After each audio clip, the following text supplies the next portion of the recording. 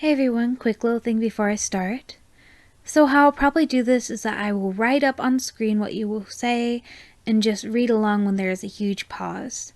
Hope that isn't confusing or annoying. Anyway, please enjoy. Several weeks later. It's all batshit crazy, you thought. As you slouch in the not-so-comfortable seat, you glare out the window through the dirtied glass. The frequent babble of your classmates surround you, adding to your slight irritation with every passing minute. Glancing around the bus, you realize that you seem to be the only concerned one in the present situation. I mean, who in their right mind would send teenagers to a mental asylum? You sigh, catching the attention of your seatmate, Miyu Tatsuki. Miyu was probably one of the most kindest souls on earth, with a heart as big as the gray sky lurking above you. She glanced at you, worry slightly mingling in her large doe eyes. Her pale hands clasped your own, and her eyes burned with a need to help. You want to talk about it? You groaned.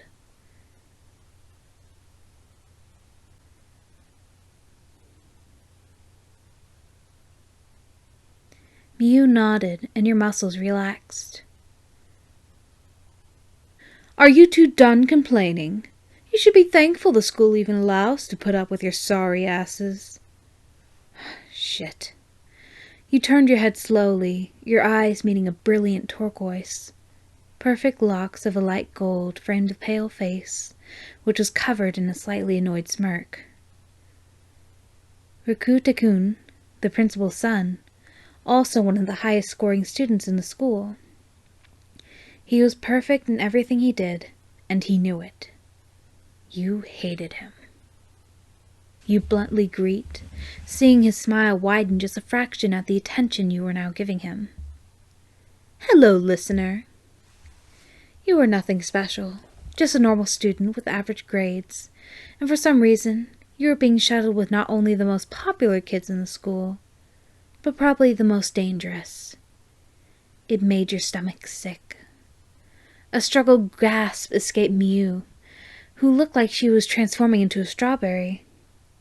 Taekun was leaning on the back of your seat, and his breathing was slightly aimed at Miyu's neck, who was easily getting flustered.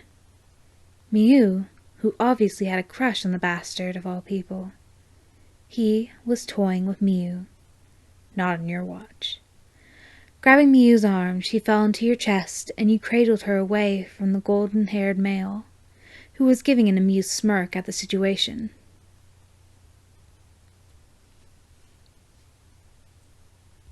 You spat. Taekun's eyes widened, but just for a fraction. Huffing, he disappeared behind the rust seat, and finally the two of you were in peace. Sighing in relief, you began to relish in the fact that there was finally a time for your quiet thoughts, which, to your dismay, didn't last all that long. The bus pulled past a very sketchy gate, with some security guards clearing you. The bus traveled a few more feet, then abruptly stopped, causing you to slightly flinch. The students immediately began to stand, chatting their heads off as they exited the bus. Soon, you followed, with a tired Miyu in pursuit. Stepping out of the bus, your eyes wandered to the large building in front of you. A tall, dark-colored stone building faced you, its walls covered in a dark gray, had little cracks in the stone which spread along the whole surface. Dark green ivy grew along it, the branches creeping into every possible crevice. Several dark paned windows faced outwards, each probably showing a window into a hell. The place literally screamed freaky, and it was creeping you out. A homeroom teacher approached with a giant cardboard box, a student following pursuit with a second. Honors, classes, and student council follow Rami, she stated, gesturing to the red-haired girl holding the box. Everyone else, after me, she finished, unhappy that she grabbed the lower status box. You approached her, filing your way through the other students before stopping at your destination. The teacher quickly dropped the box on the ground, emitting a small cloud of dirt to form around it. She then started grabbing files, handing them to different students. Some were more thicker than others, but they all were the same boring cream default color. "Tatsuka?" mused slightly, reaching for a folder and timidly grabbing it. She opened hers up. Name, Su Okabai. Gender, male. Age, 19. Disorder, schizotypical disorder, similar to schizophrenia, causes the patient to see others as harmful while pertaining to obsessive constances, magical thinking, and experience traumatic events that are considered impossible. Sentence, life. Crime, homicide, necrophilia, incest. Victim, Sayori Okabai, female, aged 18, sister to Sue. After being stabbed multiple times in the chest, Sayori died from blood loss. Her attacker then undressed and had intimate relationships with the corpse. "Holy shit!" Miyu mumbled, her eyes widening in shock as she stared at the file. "Great. Not only were you staying with psychopaths, but also those who committed crimes on a grand scheme. Fantastic. Listener?" Your eyes shot up, landing on a file of your own. Your file was bulky compared to the others, stuffed with papers and notes. Taking the heavy file, you flipped your file to the front page. Name, Karma Akabane. Gender, female. Age, 18.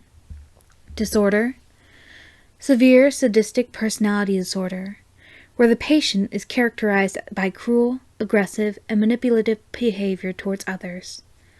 Abuse and violence are common results in the victim's contact, and the patients lack concern for people, driving pleasure from the pain they cause others.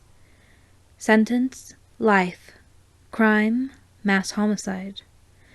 Victims, the class body of 3E who were brutally slaughtered by the patient out of jealousy and rage. Patient claims that it was caused by love interest, but would give no related details on how the two connect, except saying that she murdered for him. Class 3E was a tragedy that you had already heard of. The fact that you were about to talk to the person who murdered over 15 people, it made you feel sick.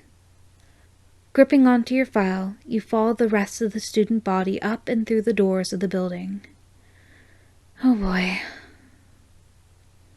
Changing into a lab coat to make you look more professional, you looked down at the small handwritten instructions to where you would be questioning Miss Akabane.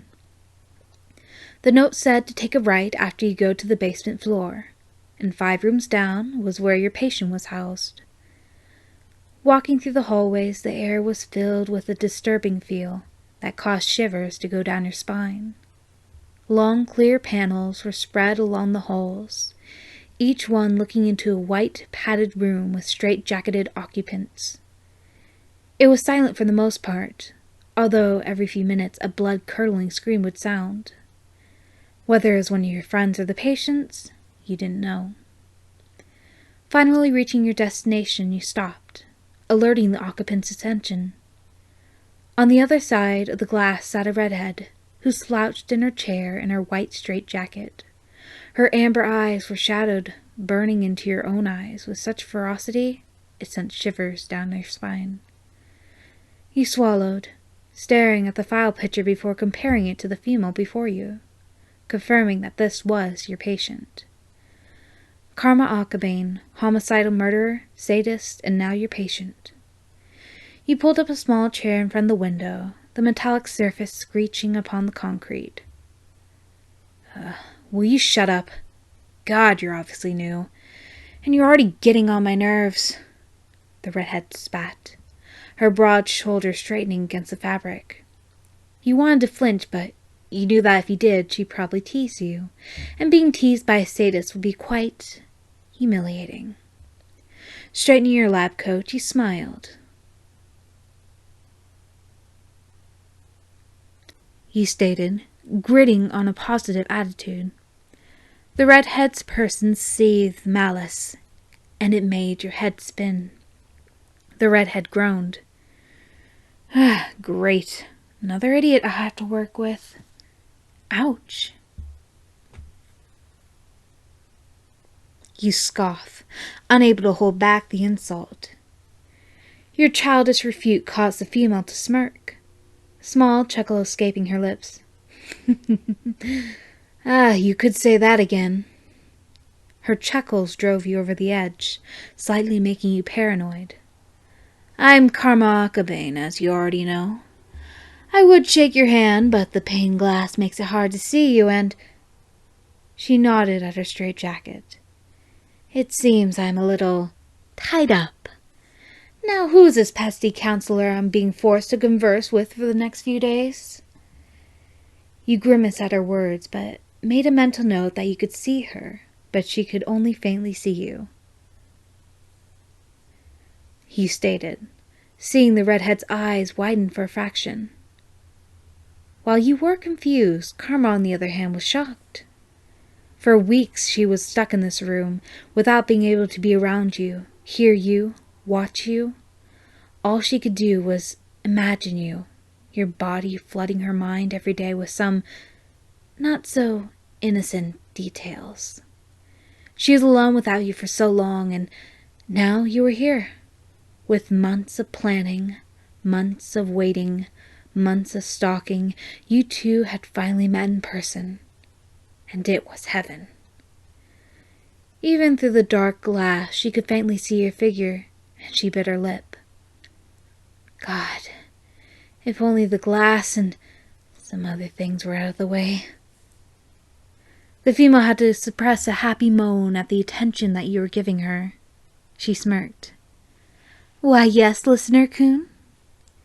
Even through the pane glass, she could see the blush that rose to your cheeks at the nickname. You mutter, covering your blush to the redhead. Oh, listener, Karma smirked,